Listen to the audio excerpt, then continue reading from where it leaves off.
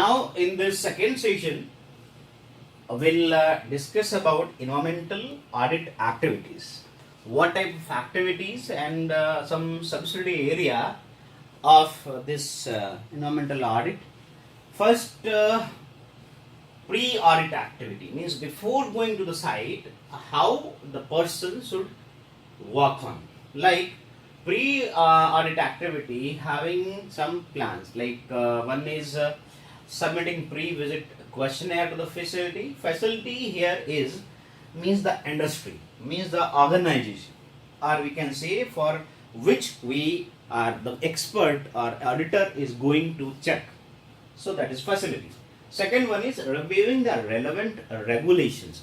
Which type of regulation is applied to that organization or industry.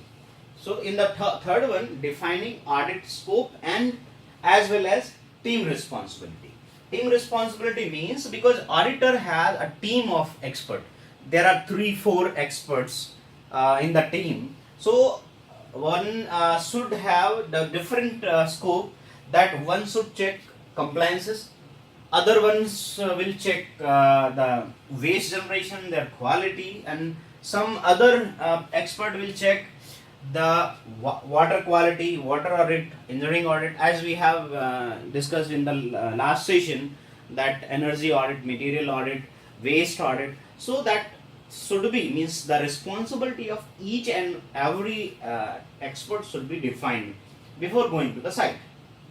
And the last key activity is reviewing audit checklist. So you before going to the site, before going to conducting the audit, we have a comprehensive checklist. On that basis, because what is the checklist actually? Checklist is the questionnaire only that should be prepared by the auditor. What to do at the site. Means after going to the site for compliances, for auditing, what activity, what type of document to be checked, or what type of activity to be done. So that is the checklist. So before going to the site, we have to check, our auditor should check their checklist. And second activity is the on-site activity. On-site activity having main 3 functions. Before going to site, we have to meet the appropriate person who is either decision maker or responsible to operate the unit or plant, because we need the person who has some responsibility and some knowledge about the working culture, manpower, facilities, what type of control systems are provided, what type of wastewater is generating, capacity of ETP, evaporator, or means all the facility, utilities have been provided. So the person who is responsible or who know about the facility should be available. So 3 primary area. One is review. What review? Record and documentation, because we are going to check their documentation, their monthly records, so all the files should be readily available. And second function should be interview, or we can say interaction with the staff, because the staff is responsible to implement the system. So they can immediately give idea about how the organization is running, or how your APCs is working, or how WPCs are working. APC, I said APC is air pollution control, and WPCs is water pollution control, right? And third activity, primary function, is physical inspection of the facility. Of course, the person has told you that our ETP is working very fine, in very fine manner, but you have to check that it is working or not exactly. So after means review of documentation and interaction with the staff, interview with the staff, you need to check the facilities that in compliances with the people, they are, as they said, that are working or not, and they are also installed properly, or just they are means placed idle. So you need to check with the physical inspection, go to the site. And then the third one is the post audit activity, means we can say after audit. So after audit, the three main activity will be done. One is we can say issue the draft report, because we have prepared something.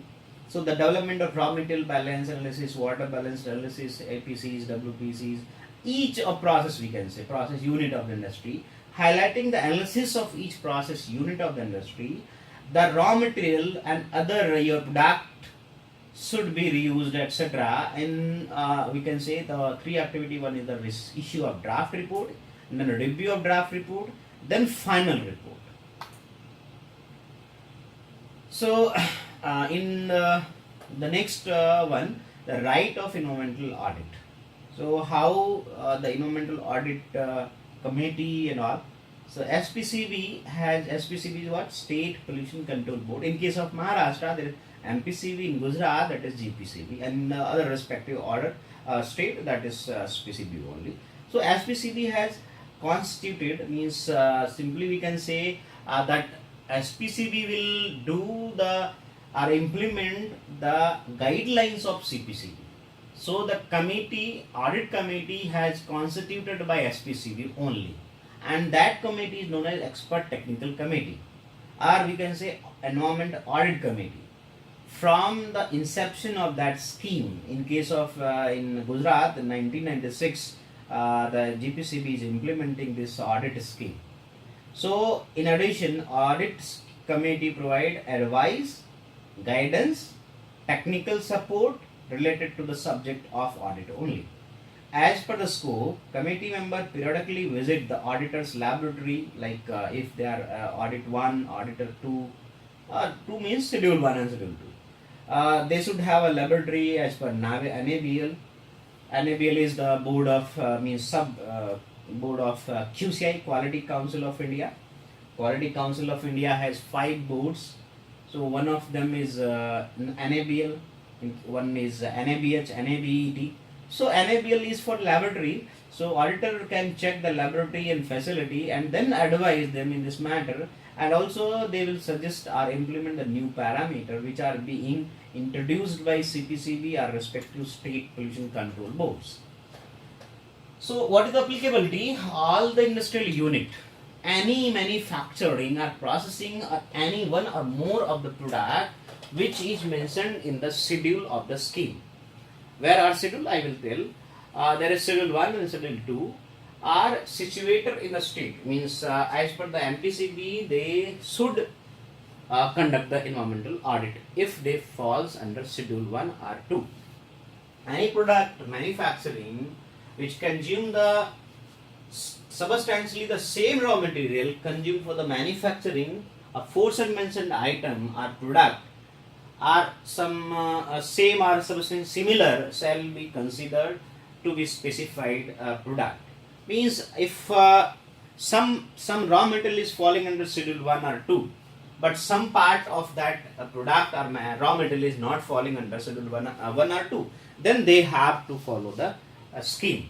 Means if any similar type of or substantially similar or part of, if part of even falls under schedule, any schedule, then they have to follow.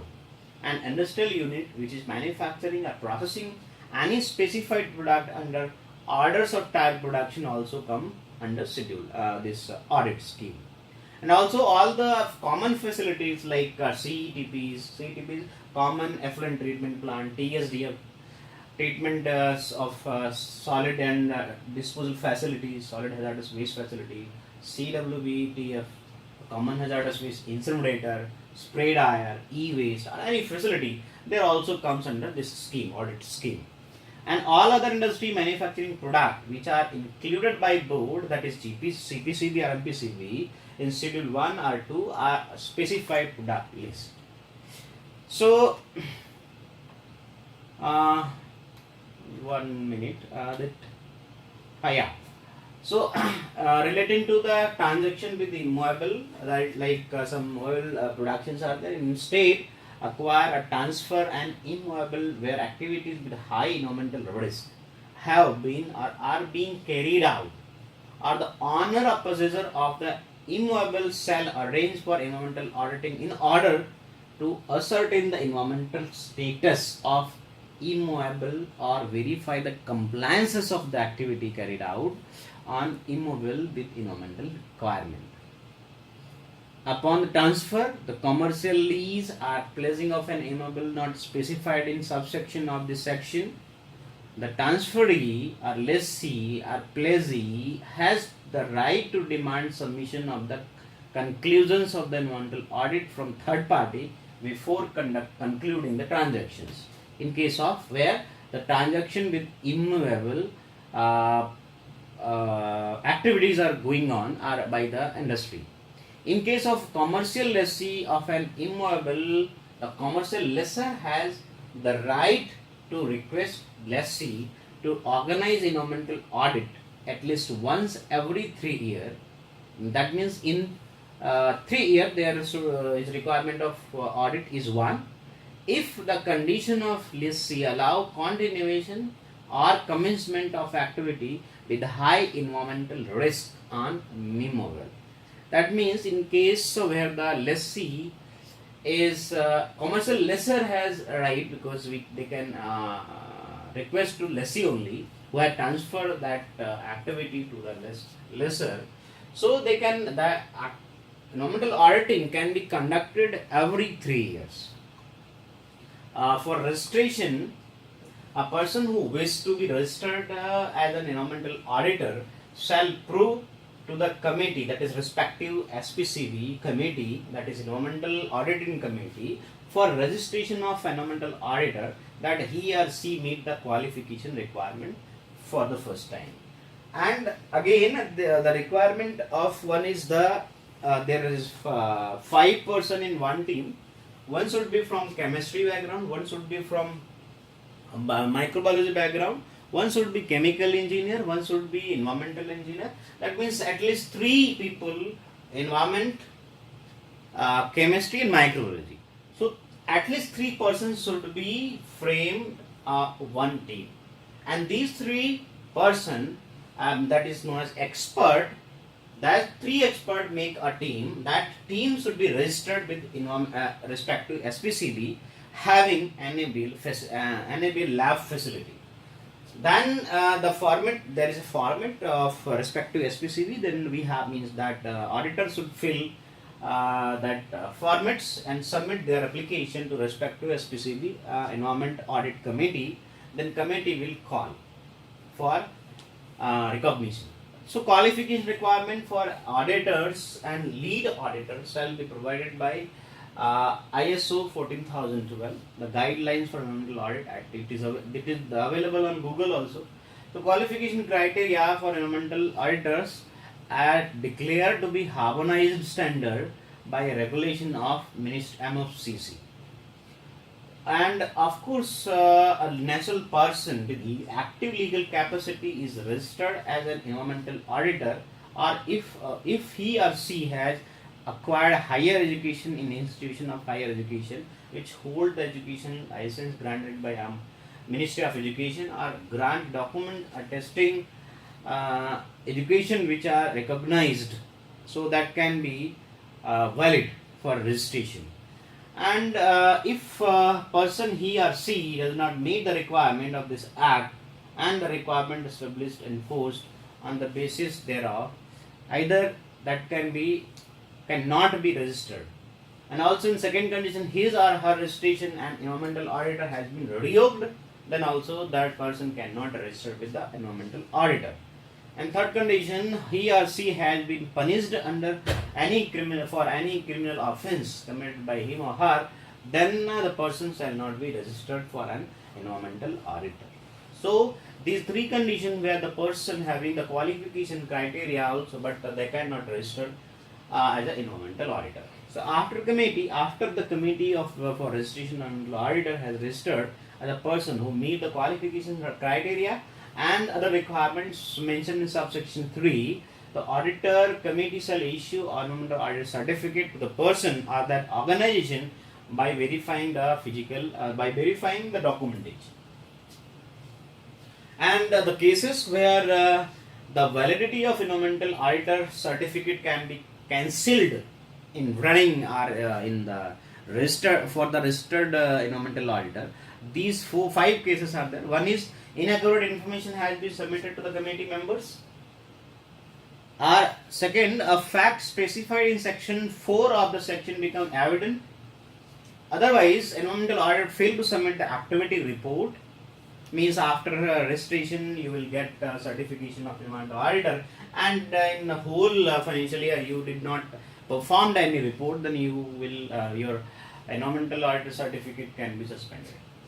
And fourth condition, environmental auditor engage in activity which affect or may affect his or her impartiality, then also the certificate can be cancelled.